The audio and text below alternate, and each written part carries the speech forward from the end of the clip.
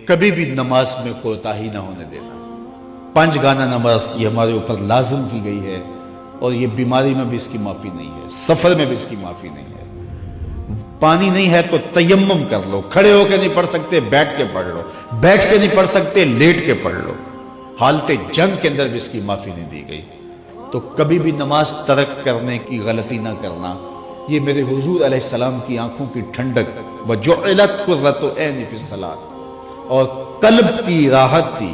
جب بلال حبشی کو اذان کا حضور کہتے تو کیا ارشاد کرتے؟ سنیے لفظ ارحنا یا بلال، بلال اٹھو اور ہمارے دل کو راحت پہنچا دو، یعنی اذان پڑھو اور ہمارا دل جو ہے وہ ٹھنڈا ہو جائے، ہمارے دل کو تسکین پہنچے۔ تو 5 گانا نماز اپنی زندگی میں شامل کیجئے۔ اللہ کی رحمتیں اترتی ہی اس کے اوپر ہیں جو نمازی ہوتا ہے۔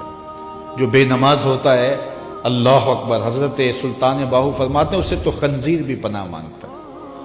اور شیخ سعدی بولے اسے قرضہ نہ دو جو بے نمازی، اس لیے کہ وہ رب کا قرض ادا نہیں کرتا، تمہارا قرض کیسے ادا کرے گا۔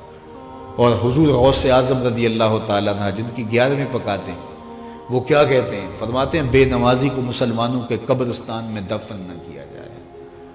کتنی بڑی بات ہے، من ترک الصلاۃ متعمدا فقد کفر جہارا، فرمایا جس نے جان بوجھ کر نماز چھوڑی گویا اس نے اعلانیہ کفر کیا۔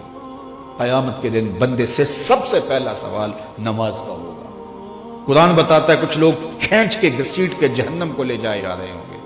لوگ ان کو ملیں گے، ان کو کہیں گے ما سلککم فی سقر، تم جہنم کو کیوں جا رہے ہو، کیا ہوا؟ تو وہ کیا کہیں گے؟ لم نک من المصلی، ہم نماز نہیں پڑھا کرتے تھے، اور بہت اچھے اعمال تھے لیکن نماز نہیں پڑھا کرتے تھے، آج جہنم میں جانے کا سبب یہ ہے۔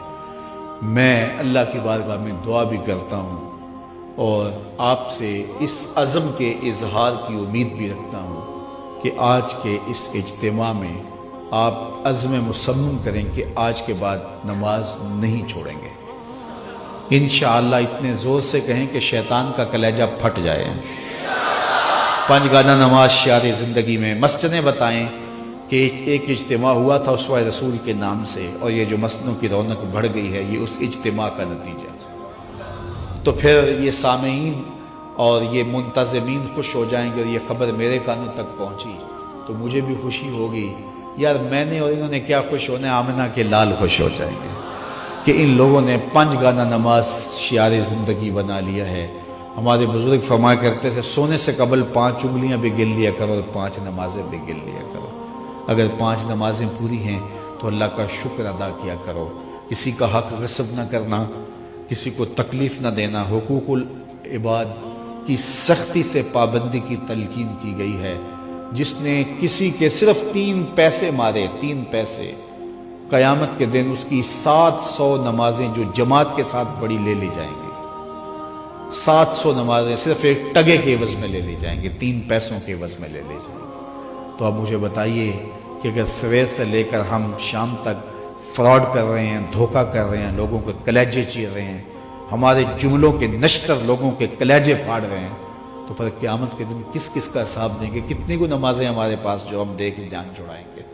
تو آئیے اس تھوڑی سی زندگی کو اللہ کے نام پہ گزاریں، اللہ کے نام پہ گزاریں۔ آج موقع ہے، توبہ کا دروازہ کھلا ہے، کل سب کچھ نہیں ہوگا۔ بندے کو اس وقت سمجھ آتی ہے جب سمجھ آنے سے کچھ فائدہ نہیں ہوتا۔ وہ قرآن بتاتا ہے کہ ظالم ہاتھ کاٹیں گے لیکن کوئی فائدہ نہیں ہوگا، اور وہ کہیں گے کہ یا لیتنی قدمت لحیاتی، کاش میں یہ زندگی آخرت والی زندگی کے لیے گزاری ہوتی، لیکن پھر کوئی فائدہ نہیں ہوگا۔ آج کا پچھتاوا کل کی بہتری